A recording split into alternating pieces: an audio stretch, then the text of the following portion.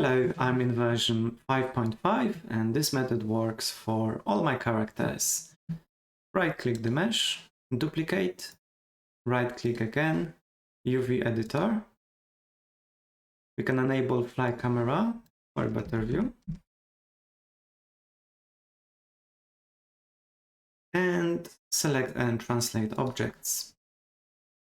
Over here we have UV islands that control different colors on the character. This selection controls the armor.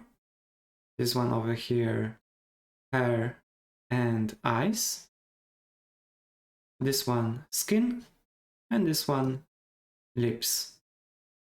Now to change, we need to go to display, background, display background texture, and select first armor and weapons. Now these sets are for different characters from my previous packs.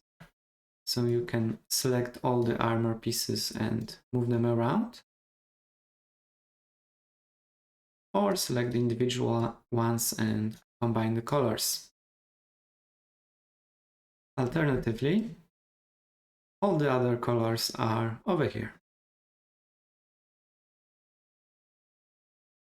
Okay, now select this selection over here for hair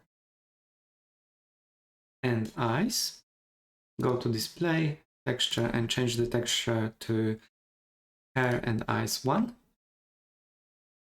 And similarly, we can change the colors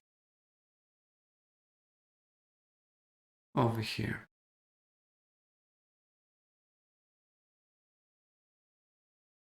Now let's change the texture to skin. And we can also move it around. And all the skin colors are here and here.